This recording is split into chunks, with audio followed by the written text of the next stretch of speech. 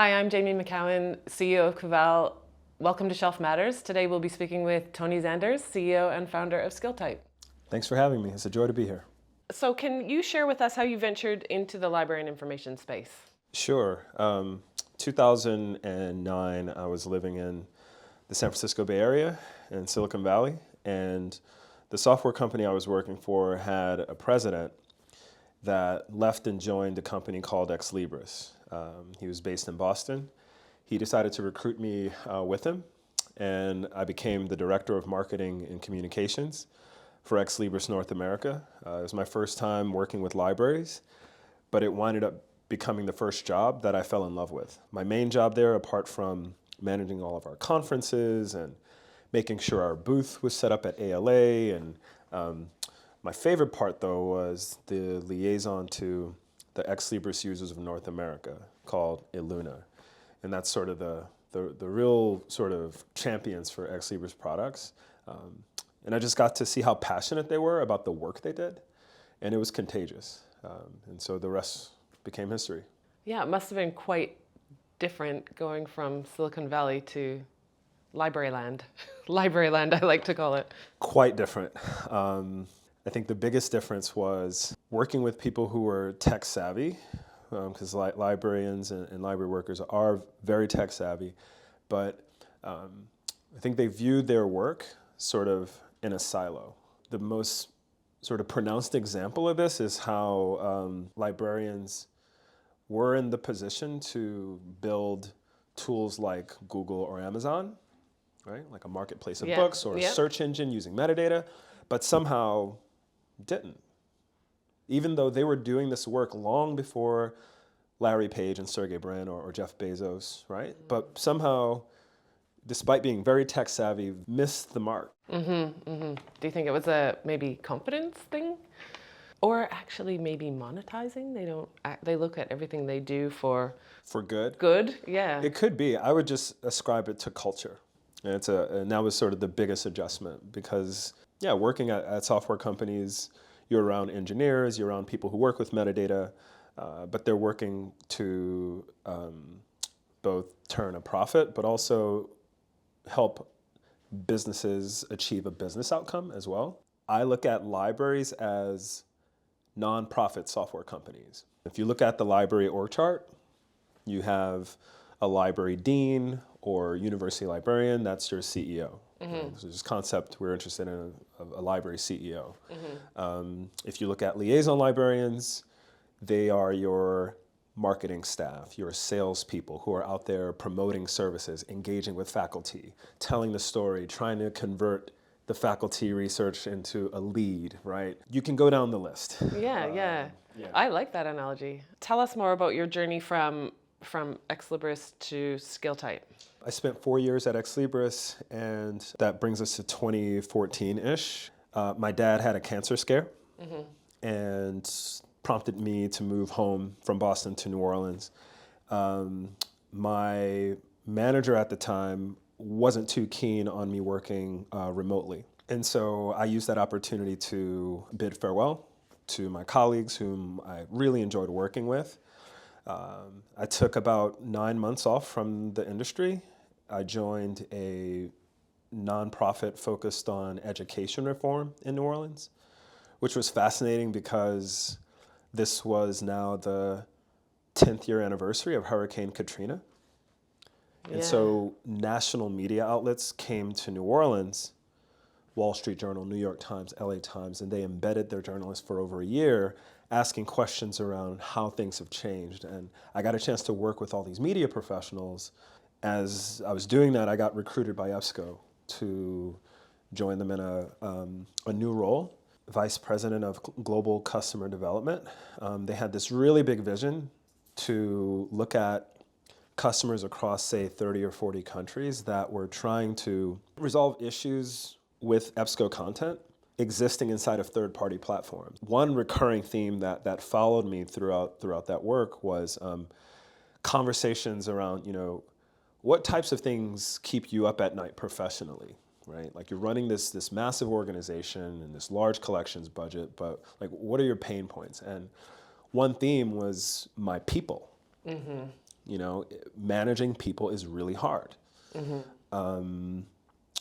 The HR departments on our university campuses don't really understand the glam sector. They don't understand libraries. Like they treat us sort of as one of 50, 60 business units.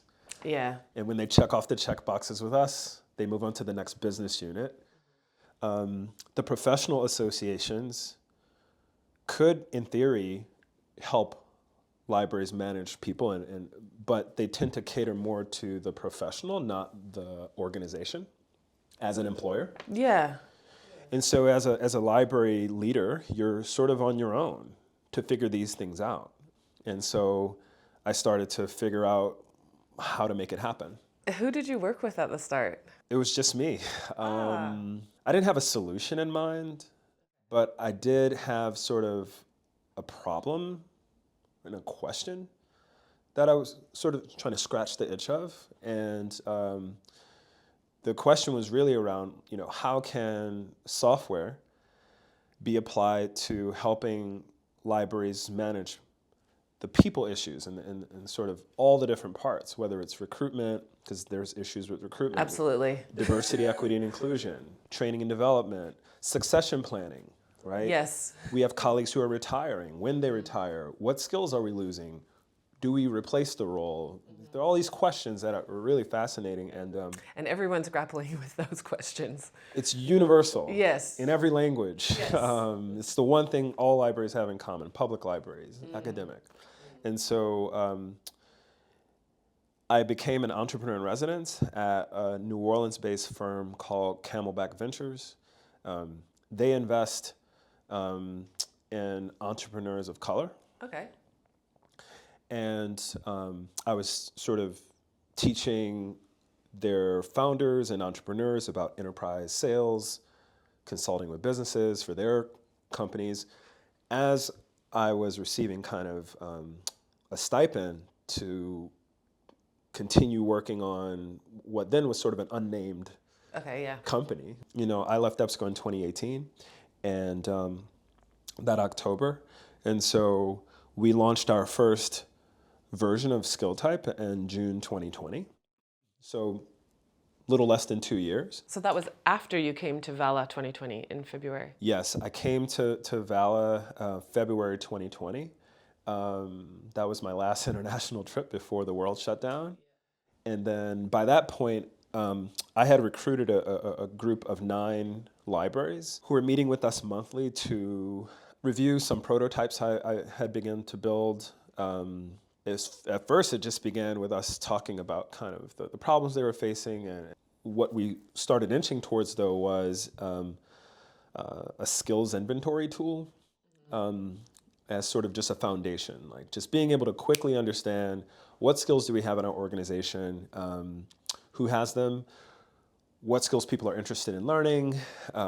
What the organization needs. What the organization needs, just like these basic questions. Yeah. And I built this prototype on top of WordPress, the content management system.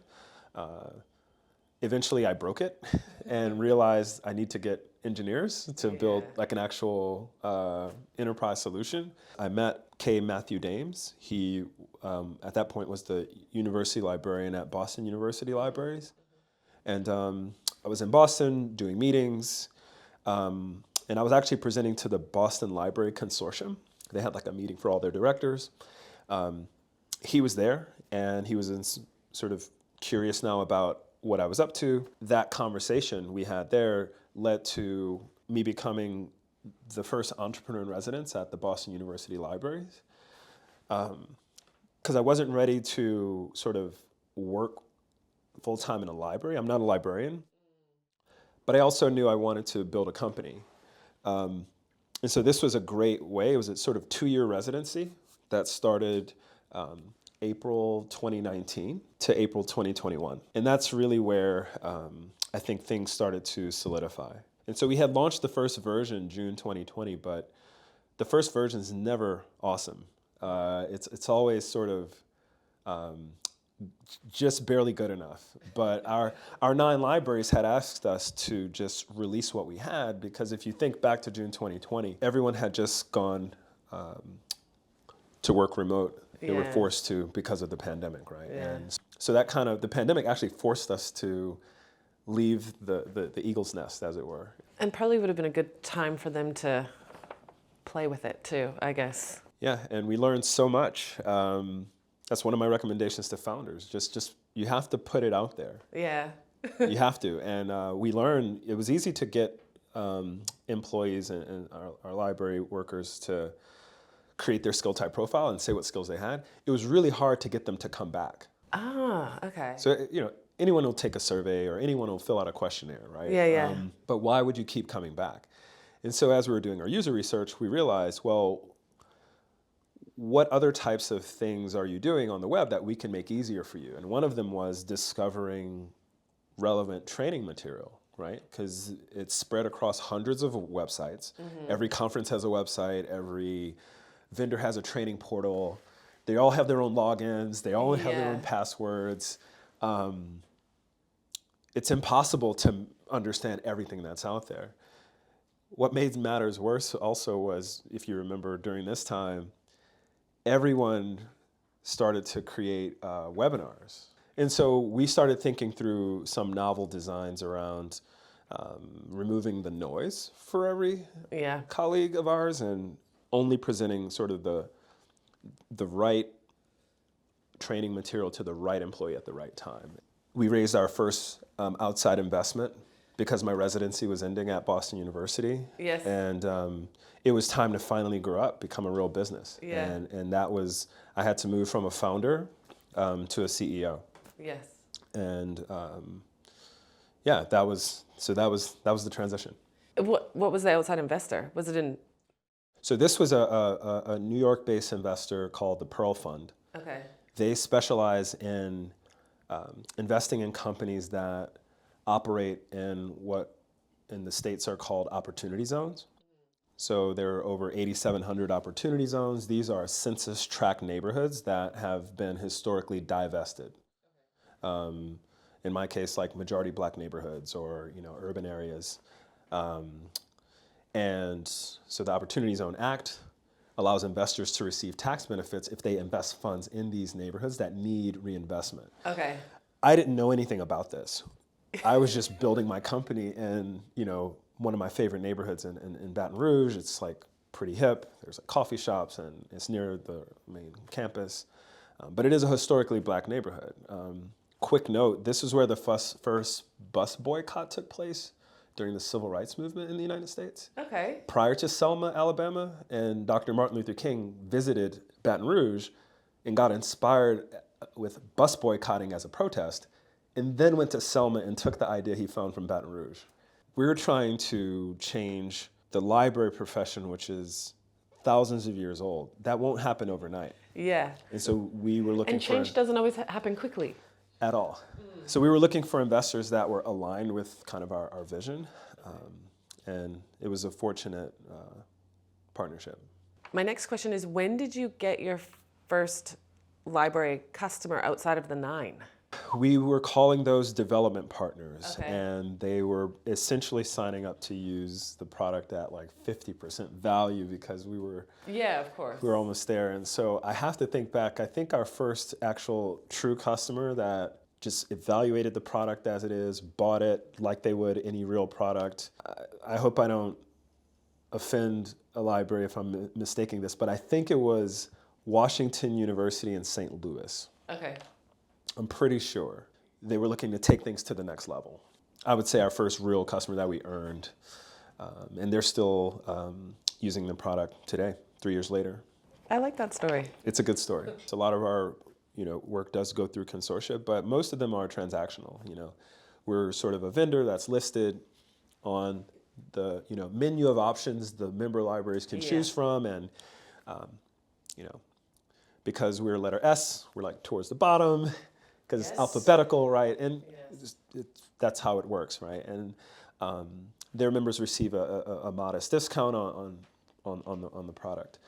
I wouldn't describe them necessarily as strategic relationships that are like aligned with our vision, that are looking beyond the financial benefit to the members, but trying to think about sort of what are the opportunities to help the profession go to the next level. That's how I would describe CAVAL. I think that the strategic plan that you've put into place aligns with our strategic plan in terms of where we want to go in the next 5 years. And I think that a lot of consortia could benefit from looking at what are these more generative relationships we can form with like values aligned partners, because it's easy to focus on the money and say we have to save our member libraries money. Let's just get as many discounts as we can. Yeah. What winds up happening though is that the consortium loses its identity, and you become one of many sort of discount shops. And then what the library then has to do now in a world where budgets are being cut and scrutinized, of all the potential options we can choose for a membership, it becomes this like race to the bottom. You're just looking for the best discount. Yeah. And I think it's a total missed opportunity because libraries really need strategic partners that understand not where they are today and how to save you money today, but where do you want to go, and how can we build services that help you want to go where you want to go. And that's how I describe CAVAL. I don't want to sound too dire, but the fact is that libraries are facing a set of unprecedented challenges today that span across the financial realm, the technological realm, the political realm, and frankly, our leadership class has not been trained and prepared to navigate this. There is no blueprint. If you're leading a library in 2024, you are leading it for the first time. There's not much mentorship that can take place, but all is not lost. There is an opportunity for organizations, both for-profit, nonprofit, that are, again, thinking beyond the financial transaction to run a business. And it's going to require some unprecedented partnerships and collaborations, thinking differently. So one of the things we always say is, one of the challenges is around the workforce. We're currently in a talent shortage globally. There are not enough library workers with the requisite skills to meet the demand of the work that has to take place, right? And as a result, we have to get creative here. And be open to this. And be open to this idea. We can't continue to do things the way we always have. One area that is controversial to some, but it shouldn't be. We should be adults and be able to have the conversation around the fact that how we view credentialing and how we've always viewed credentialing perhaps has outlived its utility. It's not to suggest that it didn't serve a good purpose, and it's to say in 2024, with this set of facts, maybe we need to get more creative around how we staff our organizations, how we engage employees and offer paths to promotion and growth. So that's my question then. Can we truly prepare ourselves for the future? I think the answer is yes, but not doing the things we've always done. Yeah. It's a fool's errand to try to look too far ahead, right? Even the best consulting firms, your McKinseys, your Deloittes, your IBMs, they're only looking at 2030. We have to look at our people. We have to look at the types of services we can provide. We have to look at the types of things our patrons and researchers are expecting from us. One of which is the collection. This is not, Yes. I'm not an anti-collections person. No. I'm saying that we are over-indexing on the collection. I feel like you're talking about a hypothetical future where all the collection problems are Solved. Yes. It's automated. It's efficient. You've got the best price. It's not going to get better. Yeah. It's ubiquitous. Everyone has access to everything because of the big deals and the big deals and the statewide consortia and all the things. Right. Follow that to its logical end. It will get the most efficient. What we don't want is that it becomes so efficient that a CFO or someone who has no compassion toward the library values and ethics, or why do we have the library? We have Amazon, ha ha ha. Like we've heard this 1,000 times, right? We don't want that class to come in and see this really well-run collection and just say, well, the largest expenditure in the budget is the people. Why do we have people? What's happening in the US and what's happening in Australia, and sort of compare You have a good perspective on both. Yeah, the majority of our customers are in the United States. Yes. Mostly by virtue of where we're located. However, we are extremely intentional about not being a US-centric company. I think that we've made a disproportionate amount of investment in putting ourselves into circles and on a global scale, what perhaps some may consider prematurely. But it's intentional, because I think in our first years as a company in its infancy, who you spend time with, which communities you're serving, impacts your DNA as a company. And so I look at Australia as the model. I've asked myself this time and time again: why is the level of collaboration so strong here? Why is the level of innovation so strong here? It's not to say that groups around the world aren't collaborating. That is well documented. But what I do mean is, I remember coming here in 2020. It wasn't the first trip, but for the Digital Dexterity event that CAVAL and CAVAL hosted in Melbourne. And the reason I chose to come here for that on my own dime, I didn't have any sponsors at that point, was because in my kind of environmental scan of who is thinking about the library as a workforce, as an organization, this was the only group. Everyone else, every conference, every calls for proposal, every journal, it's focused on the collections. Every exhibit floor you go to, the vendors are what? They're selling products to manage the collections, right? And so I was intent on finding who's having the most forward-thinking conversation on helping the libraries engage and manage people. And that was here. And it was a really rich 2 days. What I concluded, and this is just my best guess, maybe someone smarter than me has the answer on why innovation is so common here, but my guess is because in Australia, the geography is coastal. Your major cities are along the coast, and you're not able to, like you are in the United States, drive across state lines, cut across, like in Louisiana. Well, you'd go through a whole lot of nothing. A whole lot of nothing. And it would take a really long time, Yeah. right? Yes. I don't think people appreciate the scale of Australia, No. right? And so as a result, you can't just have the little van delivering the books to the other state, No. or the other county. You have to This is why regional networks have been quite successful here too, because geography. Geography. But if you're scaling up now, we're in the internet age, right? And you're trying to collaborate across, from Perth to Darwin to Sydney, right, to Adelaide to Melbourne.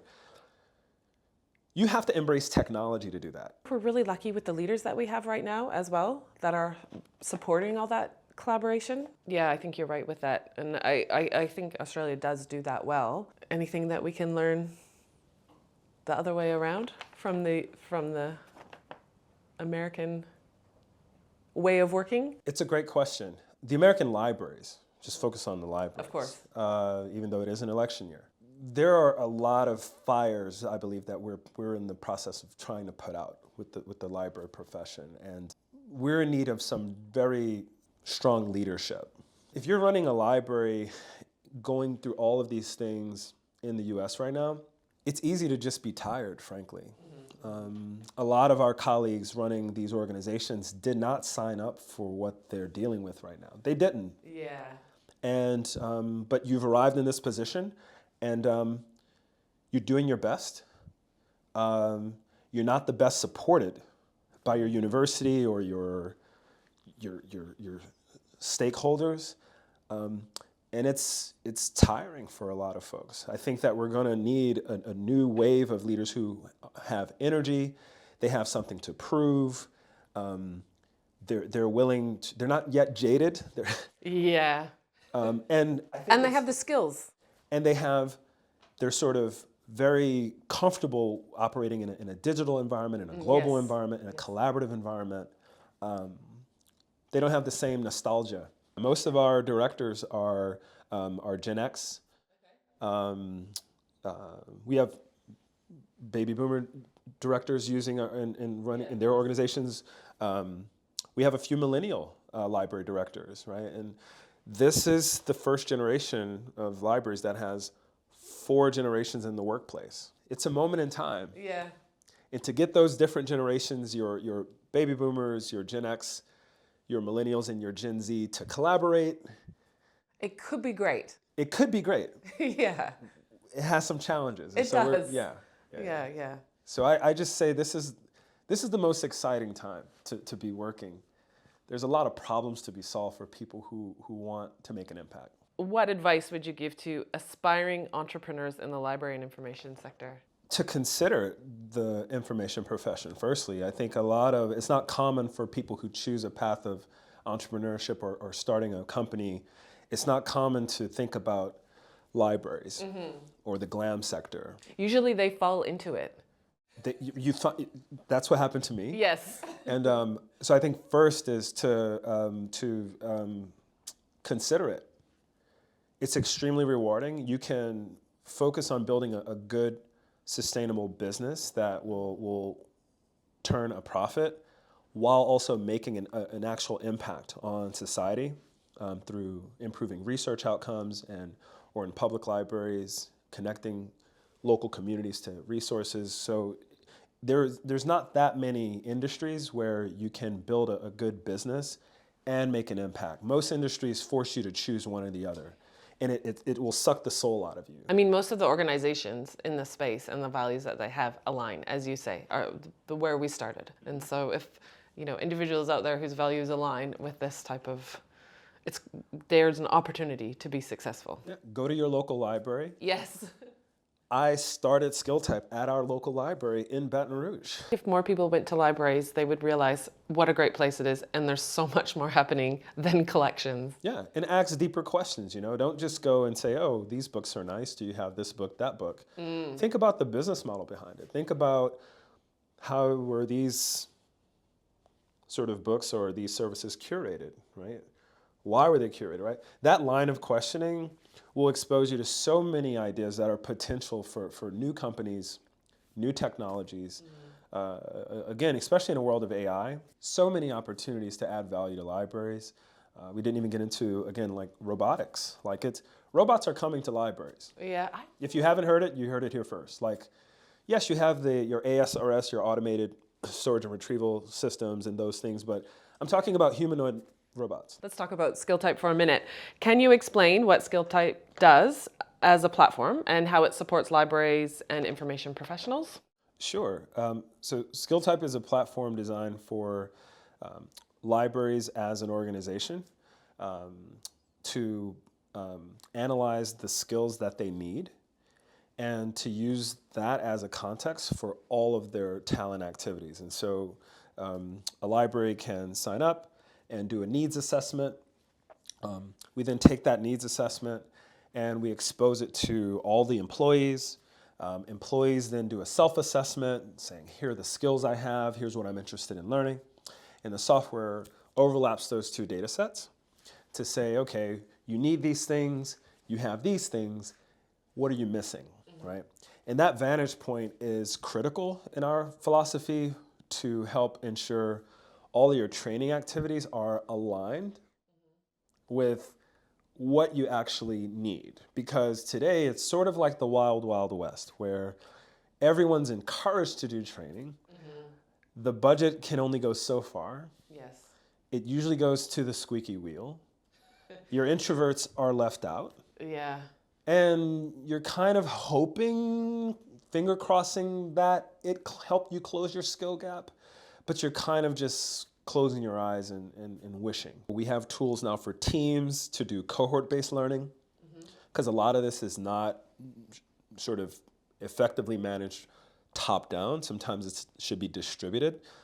Certain departments have different skill gaps than others, and so we have tools for managers to sort of go through a sequence of training with their employees, right? We also now have tools for libraries to share expertise across a network or a consortium. Not every skill gap you have is best solved through training. You may have a need that you have to solve in 30 days. it may take 9 months to train someone in this area, right? And so in that case, most libraries are plugged into consortia. So the software has a workflow now to look at your skill gaps and identify consortial partners who have that expertise today. And so That's interesting. Yeah, you can go right in. Does that lead to secondments? Potentially. Prescribe how you use that information, that's up to you. What the software does is say, for this skill you're missing, these are the following partners you have who have this skill in surplus. Now, from a privacy perspective, we don't show any personally identifiable information. Okay. We're only saying that, I'll just use a CAVAL example. These libraries aren't using Skilltype, but I'm just making it up. Yes. But Monash University is missing a competency in, say, Arabic cataloging. Yes. But La Trobe University has 3 people in this area. Contact the library leadership to have a conversation. It could just be, can we hop on the phone for 30 minutes? I'm about to submit a grant application and I need some expertise here. Or it could be something more formal. You know, we need 3 hours a week of this type of service. It's not enough to hire a full-time person here, right? And so we think the consortia is the vehicle to help facilitate these sort of bird's eye view connections. And so we have a dashboard for consortia to see these sort of analysis in real time. What role do diversity, equity, and inclusion play in the library space, and how does Skilltype contribute to that? Or what do you think it plays? Sure. So DEI, diversity, equity, inclusion, I think has gotten a bad rap. Okay. Just in terms of what we understand about it, especially in the States. But the fact of the matter is that it's a business imperative. If you understand how libraries work as a business, the job of the library is to provide the information resources to either taxpayers and citizens for the public libraries or students and researchers for the academics. The services you provide should reflect the needs of the demographics of the community you're serving, right? Logically.